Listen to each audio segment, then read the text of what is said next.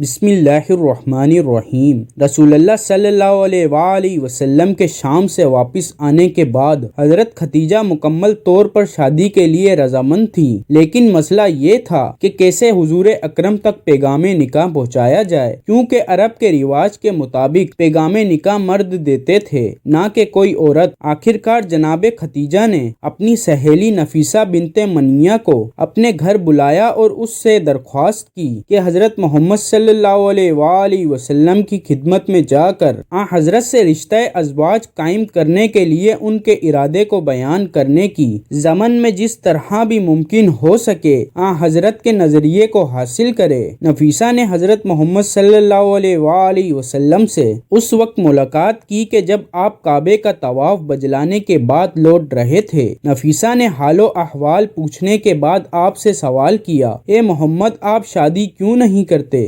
حضرت صلی اللہ علیہ وآلہ وسلم نے جواب میں فرمایا، خالی ہاتھ شادی نہیں کی جا سکتی ہے۔ نفیسہ نے کچھ دیر سوچنے کے بعد کہا، اگر میں کسی ایسی خاتون کا تعارف کرواؤں جو جاہ و جلال اور شرافت میں آپ کی ہم پلہ ہو اور کافی مال و دولت کی بھی مالک ہو، تو کیا آپ اس سے ازواج کے لیے آمادہ ہیں؟ حضرت محمد صلی اللہ علیہ وآلہ وسلم نے تھوڑا سا غور کرنے کے بعد فرمایا، وہ کون ہو سکتی ہے؟ نفیسہ نے جواب میں کہا، ختیجہ۔ حضرت محمد صلی اللہ علیہ وآلہ وسلم نے سوال کیا، کیا وہ شادی کریں گی؟ میں نے تو سنا ہے کہ بہت سے لوگوں نے ان کی خواستگاری کی ہے اور انہوں نے ان سب کا انکار کیا ہے۔ اگر وہ راضی ہوں تو میں موافق اور راضی ہوں۔ نفیسہ فوراً جناب ختیجہ کے گھر پہنچی اور انہیں حضرت محمد صلی اللہ علیہ وآلہ وسلم کی ان کے ساتھ شادی کرنے کی رضامندی کی خبر سنا دی۔ حضرت محمد نے جناب ختیجہ کی آپ سے شادی کرنے کی رضامندی اور ان سے ازواج کی اپنی دلچسپی اور رضامندی کے بارے میں اپنے چچا ابو طالب عباس اور ابو لہب کو آگاہ کیا۔ ابو لہب نے کہا، میرے بھتیجے، ہمیں عربوں میں بدنام نہ کرنا، تم ختیجہ کے لائق نہیں ہو۔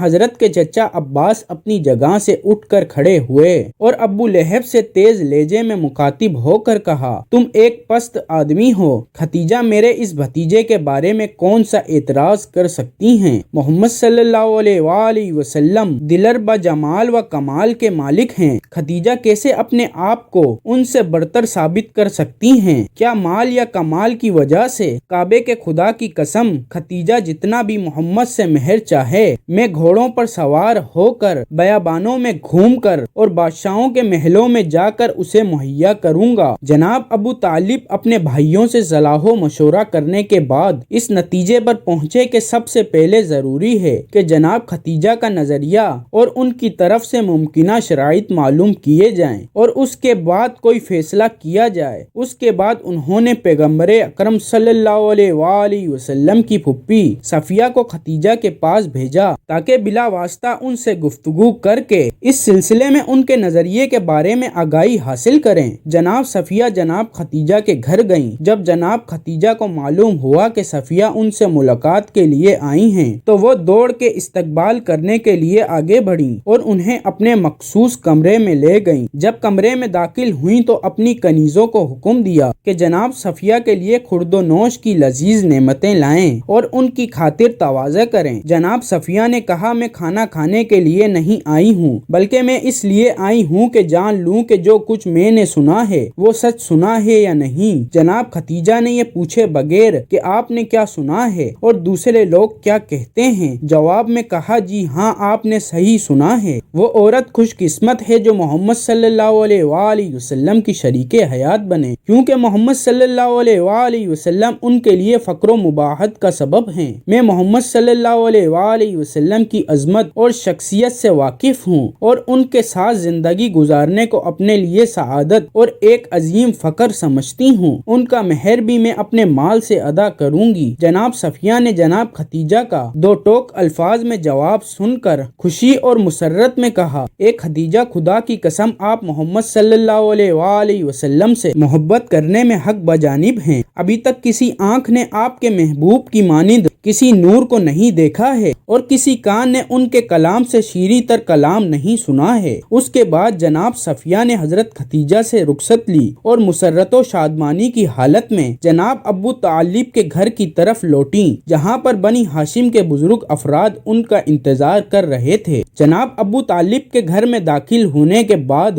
جناب صفیہ نے بنی ہاشم کے بزرگوں کے سامنے حضرت محمد صلی اللہ علیہ وآلہ وسلم کے تعین جناب ختیجہ کے ناقابل توصیف محبت و احترام کو بیان کیا۔ ابو لہب کے علاوہ بنی ہاشم کے تمام افراد یہ خبر سن کر خوش ہوئے، کیونکہ ابو لہب ہمیشہ حضرت محمد صلی اللہ علیہ وآلہ وسلم سے حسد رکھتا تھا۔ اس کے بعد حضرت کے چچا اور بنی ہاشم کے بزرگوں نے باضابطہ طور پر جناب ختیجہ کے پاس خواستگاری کے لیے جانے کا فیصلہ کیا۔ 28 سال ہجرت سے قبل، بعثت سے 15 سال قبل و شوال کو جناب ابو طالب اپنے عید کے لباس کو زیب تن کر کے بنی ہاشم کے چند بزرگوں کی سرپرستی کرتے ہوئے حضرت ختیجہ کے چچا عمرو بن اسد کے گھر کی طرف روانہ ہوئے، کیونکہ طے یہ پایا تھا کہ نکاح خوانی کی رسم وہیں پر منعقد ہوگی۔ تواضع اور مہمان نوازی کے بعد سب سے پہلے جناب ابو طالب نے خدائے سبحان کی وحدانیت اور مکہ و محمد کی عظمت کے بارے میں ایک خطبہ پڑھا۔ خطبہ پڑھنے کے بعد مہر کے بارے میں گفتگو ہوئی۔ حضرت ختیجہ کے مہر کے بارے میں مختلف اقوال نقل کیے گئے ہیں۔ ابن عباس نے حضرت ختیجہ کا مہر 12 اوقیہ ذکر کیا ہے، جبکہ سیرہ ابن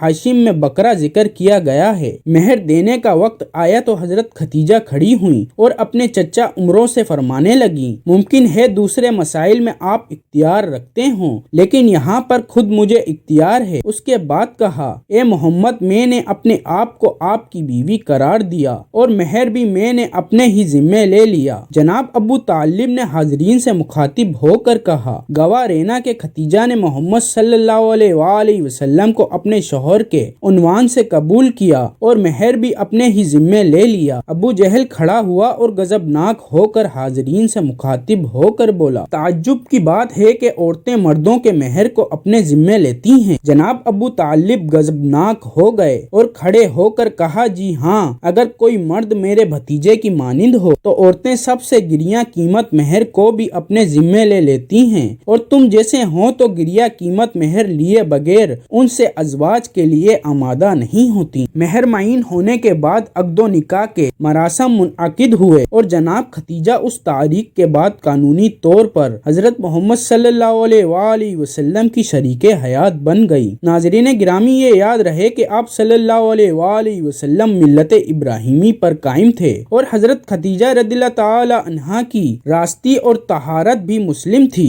نیز ورقہ بن نوفل کی تعلیمات کی روشنی میں وہ آپ صلی اللہ علیہ وآلہ وسلم کو نبی آخر الزماں ہی سمجھ کر نکاح کر رہی تھیں، اس لیے یہ نکاح دین حنیفی ملت ابراہیمی پر منعقد ہوا تھا۔ عقد کی تقریب ختم ہونے کے بعد تمام مہمان اٹھ کر اپنے گھروں کو چلے گئے۔ رسول اللہ صلی اللہ علیہ وآلہ وسلم بھی اپنے چچا ابو طالب کے ساتھ گھر جانے کے لیے کھڑے ہوئے۔ جناب ختیجہ چونکہ جانتی تھیں کہ حضرت محمد صلی اللہ علیہ وآلہ وسلم کا اپنا کوئی گھر نہیں ہے، اس لیے حضرت صلی اللہ علیہ وآلہ وسلم کی طرف سے مخاطب ہو کر کہا، اپنے گھر کی طرف آئیے کہ میرا گھر آپ کا گھر ہے اور میں بھی آپ کی کنیز ہوں۔ اس کے بعد حضرت سے مخاطب ہو کر کہا، اے محمد، اپنے چچا ابو طالب سے کہہ دیجئے کہ 10 اونٹ نہر کریں اور لوگوں کو دعوت کر کے کھانا کھلائیں۔ جناب ابو طالب نے 10 اونٹ نہر کیے اور مکے کے لوگوں کو کھانا کھلایا۔ اس طرح اس ولیمے کے ذریعے حضرت محمد صلی اللہ علیہ وآلہ وسلم کے عقد و شادی کی تقریب اختتام کو پہنچی۔ جی تو ناظرین، یہ تھی ہماری آج کی ویڈیو۔ امید کرتا ہوں کہ آپ کو یہ ویڈیو پسند آئی ہوگی۔ ویڈیو اگر پسند آئے تو ویڈیو کو لائک اور شیئر کر دیجئے گا۔ مزید اس طرح کی اچھی ویڈیو دیکھنے کے لیے ہمارے چینل کو سبسکرائب کر لیں۔ شکریہ۔